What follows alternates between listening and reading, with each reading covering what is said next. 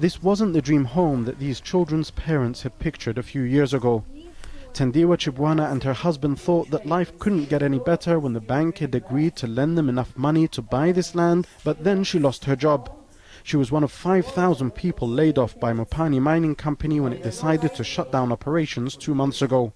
We were thinking when we get these loans, we try to do one or two issues to settle ourselves and live a comfortable life, but to a surprise, it all came like a bang. Not only does Tendiwa not have enough money to complete the house, she's worried that unless she finds a job soon, she's going to find it difficult to put food on the table for her children. And they don't also understand to say, I don't have a job.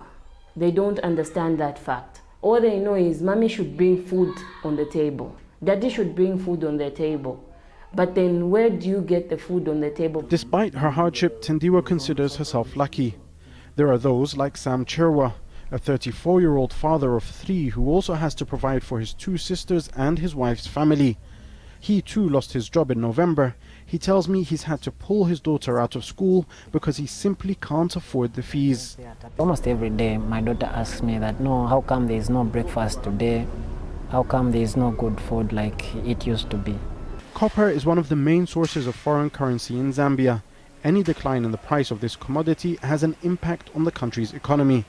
That's why the government is grateful that some companies, such as the one that owns this mine, are trying their best not to cut jobs. Our strategy was we're going to beat this, but we're going to beat it by pushing volume as opposed to closing down and reducing fixed costs. And that's the approach that we've taken, and it's worked quite well. One of the ways mining companies are trying to survive is by suspending operations in underground mines and instead increasing productivity in open pit mines, which are much cheaper to operate. This is one of the largest open pit mines in Zambia. More than 7 million tons of copper ore have been extracted from the ground here in the past 10 years. And whilst work here continues, for now, the global drop in the price of copper has meant that other companies have been forced to shut down. There was a time when mines like these were buzzing with activity. It's why this part of Zambia became known as the Copper Belt.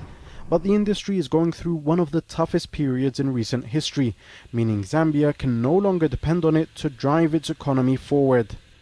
But that's a problem for the politicians and economists to solve. In the meantime, for families like these, the question they need an answer to is how are they going to feed their children? Jamal Al-Shayal, Al Jazeera, Chingola, Zambia.